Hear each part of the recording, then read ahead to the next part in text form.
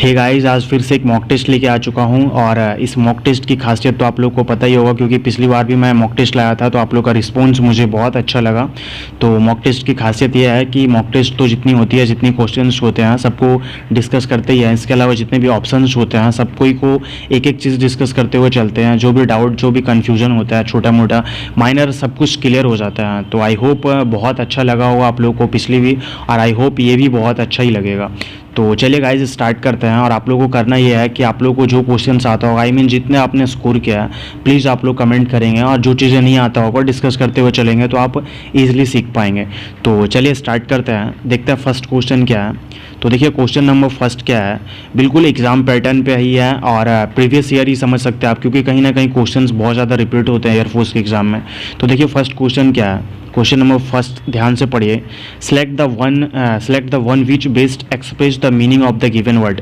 मतलब शाइनो पूछा है तो ल्यूमिनस मीन्स क्या होता है, इसका मीन जानिएगा, फिर जाके ऑप्शन से क्लियर होगा। तो आई होप जैसे गाइज मैं लाइव तो हूँ नहीं, तो मैं इस तरीके से बातें आपसे कर नहीं सकता हूँ। तो जो भी आपका स्कोर होगा प्लीज़ वो ध्यान में रखते हुए चलेंगे। तो मैं डायरेक्ट बताते हुए चल रहा हूँ। तो देखिए गाइज, ल्यूमिनस मीन्स क्या होता है। ल्यूमिनस मीन्स होता है ज्योति। आप लोग ये वर्ड कहाँ पे देखे होंगे, कहीं लाइटिंग वगैरह में देखे होंगे, जहाँ पे कुछ लाइट होता है, या तो आप लोग फिजिक्स में भी पढ़े होंगे ल्यूमिनस इंटेंसिटी, ज्योति तीव्रता। तो ये ज्योति मतलब कि ये लाइट से, इसका सेंस जो होता है वो लाइट से निकलता है। तो ल्यूमिनस मीन्स क्या हो जाता है, ज्योति हो जाता है। तो इसका जो पूछा हमें क्या है, साइनो पूछा है, तो इसका राइट आंसर क्या हो जाएगा, क्या हो जाएगा, ब्राइट हो जाएगा। ध्यान से आप लोग देखेंगे, ल्यूमिनस मीन्स क्या था, ज्योति। तो ज्योति मतलब लाइट। तो आप लोग ये ल्यूमिनस वर्ड ही देखेंगे कहीं पे लाइट वाले जगहों पे। तो इसका मीन्स क्या हो गया, ऑप्शन में देखिए डल हो सकता है, डल नहीं हो सकता है। ग्लूमी, ग्लूमी मीन्स क्या होता है गाइस, आई होप आप लोग को पता होगा, पता है तो बताइए ग्लूमी मीन्स क्या होता है। देखिए ग्लूमी मीन्स आप समझ सकते हो, ग्लूमी को ग्लम से याद रख सकते हो, ग्लम मतलब गम, इस तरीके से। ग्लूमी मीन्स क्या होता है, सैड होता है। और डल पता ही है, डार्क पता ही है, तो ब्राइट इसका राइट आंसर हो जाएगा। आई होप ये चीज़ क्लियर हुआ होगा। चलिए नेक्स्ट क्वेश्चन की तरफ चलते हैं। देखिए सेकंड क्वेश्चन है, इडियम एंड फ्रेजेस है। इडियम क्या है, थ्रू थिक एंड थिन। इसका आपको राइट आंसर बताना है कि इसका मीन क्या है। इडियम है through thick and thin, A in spite of all facilities, through happy days, very thin, through days of struggle.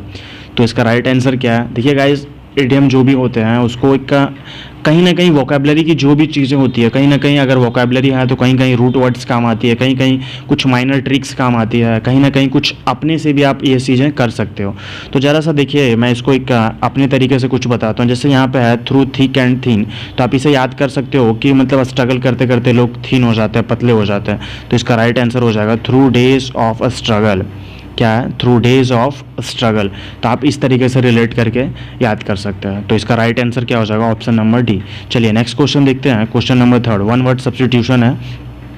ये तो प्रीवियस ईयर में ना जाने कितनी बार आ चुका है, बहुत ज़्यादा इंपॉर्टेंट है guys. An office for which no salary is paid, मतलब an office for which no salary is paid, मतलब काम बहुत हो, या तो कोई ऑफिस है जिसमें काम बहुत हो बट सैलरी बहुत कम मिले या तो ना के बराबर मिले, तो उसे क्या बोलते हैं, उसे बोलते हैं ऑनररी। क्या बोलते हैं, स्पेलिंग पे भी ध्यान देखेंगे, स्पेलिंग भी पूछ लिया जाता है, तो ऑनररी होता है। तो आई होप ये आपको समझ में आ गया होगा। बट देखिए साइनिक्योर मतलब क्या होता है गाइस, इसका जस्ट अपोजिट होता है। अगर आपको ऑनररी का अपोजिट पूछे तो क्या होता है, साइनिक्योर। इसमें ये होता है, साइनिक्योर को आप ऐसे याद रख सकते हो कि साइन करके पैसा, बस काम कुछ ना हो फिर भी पैसा मिले। तो इसमें ऐसा है, देखिए ऑनररी में ऐसा है कि काम बहुत है बट सैलरी ना के बराबर है। साइनिक्योर में क्या है कि इसमें काम कुछ नहीं है बट पैसे बहुत ज़्यादा है। मतलब साइनिक्योर को आप साइन से याद रख सकते हो, साइन कर करके बस पैसे कमा रहे हैं, कुछ नहीं है। तो ये इसका जस्ट अपोजिट हो गया। आई होप क्लियर होगा। एक नेक्स्ट वर्ड दे रखा है यहाँ पे, इंसॉल्वेंट। इंसॉल्वेंट मीन्स क्या होता है, बैंकरप्ट। क्या होता है, बैंकरप्ट। ये भी बहुत ज़्यादा, ये दोनों वर्ड आपके एग्जाम में पूछे जाते हैं। तो बैंकरप्ट मीन्स क्या होता है, ऐसे होता है ना जो कर्ज अपना नहीं चुका पाता है, जैसे देखते हैं बैंक वाले भी किसी को बैंकरप्ट, इंसॉल्वेंट, दिवालिया घोषित कर देना, तो वो होता है इंसॉल्वेंट। नेक्स्ट वर्ड है ट्रॉन्ट। ये क्या होता है, ट्रॉन्ट मीन्स क्या होता है, ये आप ऐसे बोल सकते हो कि मतलब लीव विदाउट परमिशन, जैसे होता है ना बंक मारना, जैसे स्कूलों में भी हम लोग क्या करते थे, मतलब विदाउट परमिशन मतलब लीव ले लेना, तो उसे बोलते हैं ट्रोल्ट। इसका एक और मतलब वर्ड होता है जो आपके एग्ज़ाम में आता है, फ्रेंच लीव। एक वर्ड है जो आपके एग्ज़ाम में आता है, मतलब बहुत बार पूछा गया है, फ्रेंच लीव क्या होता है। तो फ्रेंच लीव वही होता है कि मतलब विदाउट परमिशन लीव ले लेना, या तो मतलब ऐसे बंक मारना से आप याद रख सकते हो। तो आई होप ये चारों ऑप्शन क्लियर हुआ। But an office for which no salary is paid, तो उसको क्या बोलते हैं? ऑनररी। आई होप गाइस सब कुछ क्लियर होते हुए चल रहा है। तो चलिए नेक्स्ट क्वेश्चन देखते हैं। और हाँ, अपना आप स्कोर करना, मतलब स्कोर को भी याद करते हुए चलेंगे आप कितना क्या हो रहा है नहीं हो रहा है। चलिए नेक्स्ट क्वेश्चन देखते हैं। Identify the correctly spelled word. तो करेक्टली स्पेल्ड वर्ड मतलब ऑबिडेंट का राइट स्पेलिंग कौन है, उसे टिक करना है आपको। तो आप एक बार ध्यान से देखें, मैं बार बार बोला था कि जो करेक्टली स्पेल्ड वर्ड होता है उसमें बच्चे बहुत ज़्यादा कंफ्यूज होते हैं, क्योंकि एक ही वर्ड के 4 ऑप्शन होते हैं। एक क्वेश्चन इस तरीके से आता है मिस स्पेल्ड वर्ड, तो 4 अलग अलग वर्ड होते हैं, उसमें से किसका स्पेलिंग गलत है तो वो मतलब वो चूज करना इसके मुकाबले में थोड़ा ईजी हो जाता है, क्योंकि यहाँ पे सब एक जैसे ही लगते हैं। तो ऑबिडेंट का राइट स्पेलिंग क्या है गाइस? फर्स्ट ऑप्शन इसका राइट आंसर है OBEDIENT। इसमें कोई ट्रिक नहीं है, आप इसको पढ़े ही ऐसे कि याद आ जाए, ऑबिडियंट ऑबिडियंट इस तरीके से करें ताकि ये आपको याद हो सके। तो ऑबिडियंट का राइट स्पेलिंग देख लिए। चलिए नेक्स्ट क्वेश्चन देखते हैं। क्वेश्चन नंबर 5 क्या है? Select the most appropriate antonym of the given word. इसमें क्या पूछ दिया गया? एंटोनिम। एंटोनिम क्या होता है? Just opposite. तो देखिए म्यूनिफिसेंट क्या है? म्यूनिफिसेंट। तो इसका मीन क्या होता है? सबसे पहले ये जानना है। देखिए एंटोनिम कभी भी आए तो एंटोनिम करने का सबसे पहले देखिए आपको अगर मीनिंग आता होगा तो इसके ऑप्शंस बहुत इजी होते हैं, बट इसके लिए आपको मीनिंग जानना बहुत ज़रूरी है। तो आई होप आपको पता होगा तो अच्छी बात है, नहीं तो मैं चलिए बताता हूँ। देखिए म्यूनिफिसेंट मीन्स क्या होता है? दयालु होता है। इसका मतलब क्या होता है? दयालु। या तो आप इसे बोल सकते हो वेरी काइंड, क्या बोलेंगे? Very kind. या तो आप इसे बोल सकते हो पोलाइट। तो इसका मीन ये होता है। तो देखिए एक वर्ड है जेनरस। जेनरस मीन्स भी क्या होता है? वेरी काइंड, दयालु जिसे बोलते हैं, या तो दरिया दिल बोल सकते हो, उदारू बोल सकते हो। तो ये इसका तो साइनो हो गया, मतलब ये क्या हो गया? इसका साइनो हो गया। बट यहाँ पे पूछा क्या है? इसका एंटो पूछा है। तो आप खुद बताओ कि कोई भी इंसान दरिया दिल है, मतलब उदारू है, बहुत काइंड है, पोलाइट है, तो इसका अपोजिट क्या हो जाएगा? तो क्या हो जाएगा? क्रूएल। क्रूएल मतलब क्रूर। तो इसका राइट आंसर क्या हो जाएगा? Option number A. Option number A इसका राइट। लेजी मीन्स आपको पता होगा, हैप्पी मीन्स आपको पता होगा। तो म्यूनिफिसेंट मीन्स क्या होता है? जेनरस होता है। बट यहाँ पे पूछा है क्वेश्चंस में एंटोनिम, तो इसका राइट आंसर हो जाएगा ऑप्शन नंबर ए, क्रूएल। चलिए नेक्स्ट क्वेश्चन देखते हैं। क्वेश्चन नंबर 6 क्या है? फिल इन द ब्लैंक्स है, इसमें ब्लैंक्स को फिल करना है। तो देखिए क्वेश्चन है कि आई एम एक्वाइंटेड ब्लैंक है all the places of Delhi. With आएगा, बाय आएगा, फॉर आएगा या ऑफ आएगा। तो आपको टिक करना गाइस, ये प्रीपोजिशन का क्वेश्चन है, और प्रीपोजिशन के क्वेश्चन में मैक्सिमम चांसेस ये होता है कि फिक्स प्रीपोजिशंस आपके एग्जाम में एयरफोर्स में बहुत ज़्यादा पूछे जाते हैं। तो देखिए गाइस, अगर आपको आता होगा तो वही जो आप कर रहे हैं, मतलब कि स्कोर करते हुए चलेंगे, एक मार्क्स करते हुए। और नहीं आ रहा है तो आप मेरी बातें ध्यान से सुने। ये वर्ड जो दिख रहा है आपको, एक्वाइंटेड, क्या है? एक्वाइंटेड। इसके साथ सबसे पहले देखिए कि इसका मीनिंग क्या होता है। इसका मीनिंग आप समझ सकते हो ऐसे होता है, परिचित। मतलब मैं दिल्ली के सारे जगहों से परिचित हूँ, मतलब जानता हूँ, इस तरीके से इसका मीनिंग निकल रहा है, परिचित होता है। तो ये फिक्स्ड प्रीपोजिशन यहाँ पे यूज़ होता है। एक्वाइंटेड के साथ हमेशा विथ का यूज़ होता है। किसका यूज़ होता है? विथ का यूज़ होता है। तो आपको ये चीज़ें याद रखना गाइज। अगर आपको प्रीपोजिशन में दिक्कत होती है तो आप कमेंट करके मुझे बताएं, मैं फिक्स प्रीपोजिशन या तो प्रीपोजिशंस ऐसे टॉपिक पे आप वीडियो लाऊंगा, थोड़ा मॉक टेस्ट को कम कर दूंगा। बट सबसे पहले बेसिक क्लियर होने चाहिए। अगर आप लोग को बेसिक्स क्लियर नहीं है आप लोगों का, तो प्लीज़ आप लोग कमेंट करें। तो आपको याद रखना है ये चीज़ें कि एक्वेंटेड के साथ विथ का यूज़ होता है। आपको कहीं पर भी एक्वेंटेड ऑफ देखने को मिलेगा तो ये गलत होता है, एक्वेंटेड विथ राइट आंसर होता है। चलिए नेक्स्ट क्वेश्चन देखते हैं। क्वेश्चन नंबर 7 है, व्हेन ही डाइड, ध्यान से पढ़ेंगे, when he died he blank है बिहाइंड 3 बंगलोज। मतलब जब वो मरा तब अपने पीछे ऐसे 3 बंगले छोड़ गया, ऐसा इसका हिंदी है। तो क्या होगा? Was living, had left, lives या लेफ्ट। तो देखिए गाइस, सबसे पहले ये ध्यान दीजिएगा कि जब कोई भी चीज़ पैरेलल चले, पैरेलल इन द मीन्स कि इधर भी चले, मतलब आप ऐसे समझ लो कि कॉमा के इधर भी चल रहा है और कॉमा के उधर भी पैरेलल चल रहा है। मतलब जब वह मरा तब मतलब ये चीज़ें हुई, तो कहीं ना कहीं पैरेलल चल रही है। तो जो चीज़ें पैरेलल चलती है उसमें कभी भी मतलब टेंस नहीं बदलता, इन द सेंस कि मतलब हेल्पिंग वर्ब चेंज नहीं होता। जैसे ये पास्ट में आया तो यहाँ पे भी पास्ट में ही होगा। बट देखिए ये डाइड है तो ये क्या है? V2 है, तो यहाँ पे भी V2 आएगा। तो इसका राइट आंसर क्या हो जाएगा? लेफ्ट हो जाएगा। आप खुद अगर मीनिंग भी निकालोगे तो हिंदी से भी निकाल के देख लो आप कि व्हेन ये डाइड, जब वो मरा था अपने पीछे 3 बंगला छोड़ गया था, या तो छोड़ गया था, यही मीनिंग निकल रहा है। तो छोड़ गया था तो यही आएगा। छोड़ चुका था ऐसा मीनिंग आ ही नहीं रहा है। छोड़ रहा था ऐसा भी मीनिंग नहीं आएगा। छोड़ता है ऐसा भी तो मीनिंग नहीं आ रहा है। तो आप मीनिंग से भी देख सकते हो, उस तरीके से भी राइट आंसर हमारा डी ही निकल रहा है। चलिए नेक्स्ट क्वेश्चन देखते हैं। क्वेश्चन नंबर 8 है सी गेव मी अ 200 नोट। यहाँ पे क्या आएगा, रुपी आएगा, रुपीज़ आएगा, या फिर रुपीज़ ऐसे, या नन ऑफ दीज। तो एक बार ध्यान से देखेंगे, सी गेव मी अ 200 रुपी नोट, रुपीज़ नोट क्या आएगा। तो बच्चे इस पे कंफ्यूज हो जाते हैं, रुपी में और रुपीज़ में बच्चे कंफ्यूज हो जाते हैं। तो चलिए मैं आज आपको ये कन्फ्यूज़न दूर कर देता हूँ। कैसे, जैसे देखिएगा, इसमें आपको एक चीज़ पूछता हूँ। जैसे मैं आपको पूछूँ कि ग्लास, बच्चे ग्लास सिंगुलर है, इसका प्लूरल आप बना सकते हो। ध्यान से आप कंसेप्ट को थोड़ा क्लियर करते हुए चलेंगे। ग्लास का ग्लासेस बन गया, बट मैं आपसे एक चीज़ और बोलूँ कि जैसे डोर है, डोर का बोलूँ कि प्लूरल बनाओ तो डोर्स बन गया। बट मैं आपसे बोलूँ कि मतलब ग्लास डोर एक वर्ड है, ग्लास डोर, अगर मैं बोलूँ कि आपको इसका प्लूरल बनाना है तो इसका प्लूरल आप क्या बनाओगे, ग्लासेस डोर? नहीं, क्या बनेगा, ग्लास डोर। क्या बनेगा, ग्लास डोर्स बनेगा। मतलब इस पे ऐसा आएगा। क्यों, देखिए नाउन तो है, बट इस नाउन्स के लिए ये एडजेक्टिव की तरह यूज हो रहा है। आई होप आप समझ सकते हैं। देखिए ग्लास का ग्लासेस हो गया, डोर का डोर्स भी हो जाता है, बट अगर ग्लास डोर है तो इसका अगर आप बनाओगे प्लूरल तो ऐसे बनेगा, ग्लास डोर्स बनेगा। तो मतलब आप ये समझिए कि यहाँ पे जो नाउन है इसके पहले मतलब ये एडजेक्टिव की तरह वर्क करता है। तो उसी तरीके से चलिए, अगर समझ में नहीं आया तो क्वेश्चंस पे ही चलते हैं। यहाँ पे देखिए आप, सी गेव मी आ 200 नोट है। तो सबसे पहले देखिए यहाँ पे आर्टिकल लगा हुआ है, तो यहाँ पे नोट ही है, यहाँ पे ऐसे नहीं लगा सकते, मतलब प्लूरल नहीं बना सकते हैं क्योंकि यहाँ पे आर्टिकल लगा हुआ है। तो 200 रुपी ही होगा, यहाँ पे क्या होगा, रुपी ही होगा। क्यों होगा, क्योंकि ये नाउन है, तो इससे पहले ये एडजेक्टिव की तरह यूज़ किया है 200 रुपी। ये पूरा एक वर्ड एडजेक्टिव की तरह यूज़ किया हुआ है। तो यहाँ पे आप रुपी नोट्स करते तो इसके लिए फिर यहाँ पे देखिए नोट्स कर ही नहीं सकते, क्योंकि ऑप्शन में देखिए आपसे पूछा क्या गया, तो यहाँ रुपी होगा और यहाँ पे आर्टिकल ए यूज़ किया है, तो इस वजह से ये नहीं होगा। तो आई होप जो मैंने अभी बोला ये चीज़ें आपको समझ में आया होगा। तो यहाँ पे जो इसका राइट आंसर है वो रुपी ही होगा। अगर देखिए गाइस, अगर आपको ये चीज़ें एडजेक्टिव नाउन कोई भी टॉपिक अगर आपको प्रॉब्लम कर रही है तो प्लीज़ आप लोग कमेंट करें। मैं मतलब आपसे प्रॉमिस करता हूँ कि वो टॉपिक पे मैं वीडियो बनाने की कोशिश करूँगा। थोड़ा मॉक टेस्ट कम करूँगा, आजकल मैं मॉक टेस्ट पे फोकस कर रहा हूँ। जैसे अभी पिछले वीडियो बहुत दिनों से इंग्लिश की मॉक टेस्ट आ रही है, तो इस तरीके से मैथ, रीजनिंग सबको लेके मैं चल रहा हूँ। तो चलिए नेक्स्ट क्वेश्चन देखते हैं, क्वेश्चन नंबर 9। क्वेश्चन नंबर 9 ध्यान से पढ़ेंगे आप लोग एक बार।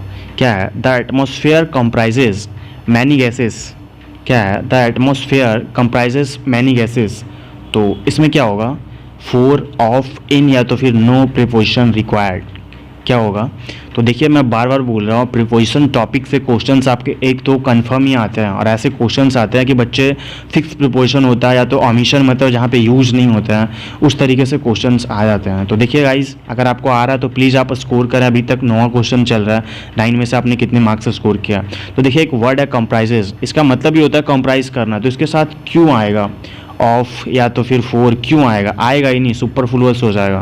तो इस वजह से कंप्राइजेज के साथ ऑलवेज ऑप्शन में, ये देखिए ये तो फिल इन द ब्लैंक्स दिया हुआ, बट अगर एरर में भी होता है ना तो कंप्राइजेज के साथ ऑफ का यूज़ करता है, बट ये गलत होता है। कंप्राइजेज के साथ ऑफ नहीं आता है, याद रखना है आपको। आप लिख भी लें गाइस, कॉन्सिस्ट एक वर्ड है, इसके साथ ऑफ आता है और कंप्राइजेज के साथ ऑफ नहीं आता है। आप ये चीज़ों पे ध्यान दें। तो यहाँ पे इसका राइट आंसर हो जाएगा नो प्रीपोजिशन रिक्वायर्ड। यहाँ पे कोई प्रीपोजिशन नहीं आएगा। The atmosphere comprises many gases, यही सेंटेंस राइट है, यहाँ पे कोई प्रीपोजिशन नहीं आएगा। आई होप, देखिए ये प्रीपोजिशन के क्वेश्चंस हैं, किस वर्ड के बाद प्रीपोजिशन नहीं आता है, किसी वर्ड के बाद ये नहीं आता है, वो नहीं आता है, किसी पे फिक्स प्रीपोजिशन होता है, जैसे कि किसी के साथ ऑफ ही आता है, किसी के साथ फोर ही आता है, विथ ही आता है। अभी ऊपर भी आपने एक क्वेश्चन देखा, तो फिक्स प्रीपोजिशन पे भी मैं एक वीडियो बना दूंगा। चलिए नेक्स्ट क्वेश्चन देखते हैं। The adjective of adjust, adjust का एडजेक्टिव पूछा गया है। क्वेश्चन नंबर 10 बहुत देखिए इस तरीके से क्वेश्चंस आप में आते हैं, नाउन बताना है, एडजेक्टिव बताना है, वर्ब, एडवर्ब, इस तरीके से क्वेश्चंस आ जाते हैं। बेसिकली नाउन है तो एडजेक्टिव बना दो, वर्ब है तो एडवर्ब बना दो, मतलब नाउन, वर्ब, एडजेक्टिव और एडवर्ब, ये 4 में से एक आ जाता है। तो देखिए मैं आपको पिछली वीडियो में, पिछली मॉक टेस्ट में भी कुछ चीज़ें बताया था, तो आज मैं भी आपको बताता हूँ। देखिए इसका राइट आंसर है एडजस्टेबल। क्या है, एडजस्टेबल।